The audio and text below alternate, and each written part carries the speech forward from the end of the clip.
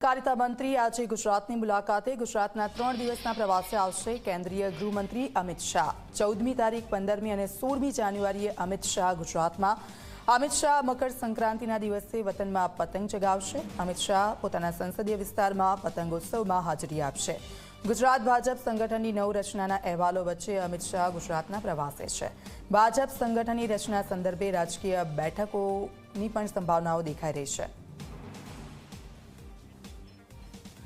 संवाददाता हितल पारेख हमारी साथ फोन पर जोड़ाई गया है। हितल, केंद्रीय गृहमंत्री अमित शाह के जेओनी आ गुजरात मुलाकात खूब ज महत्वपूर्ण मानवामां आवी रही है, कारण के घणा बधा निर्णयों पण लेवाई शके छे। जी चौक्कस जोवा जईए तो सामान्य रीते केंद्रीय गृहमंत्री अमित शाह दर उत्तरायणना दिवसे पोताना मत विस्तारमां आवता होय छे ने अहींया पतंग चगावता होय छे। ए अंतर्गत ज केंद्रीय गृहमंत्री अमित शाह जे छे ए 14, 15 અને 16 એમ 3 દિવસ ગુજરાતની મુલાકાતે છે। સ્વાભાવિક છે કે 14મી તારીખે પોતાના મત વિસ્તારમાં અને પોતાના મતદારો છે એમાં 3 થી 4 જગ્યાએ અલગ અલગ જગ્યાએ ધાબા પરથી પતંગ ચગાવશે। કાર્યકર્તાના ઘરે જશે અને કાર્યકર્તાના ઘરે પતંગ ચગાવશે।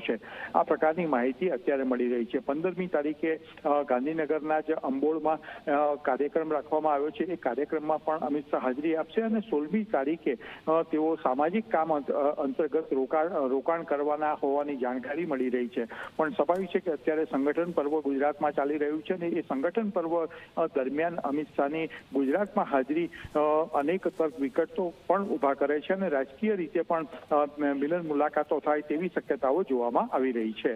જી बिल्कुल, आभार। आपनी पासेथी अपडेट्स लेता रहीशो।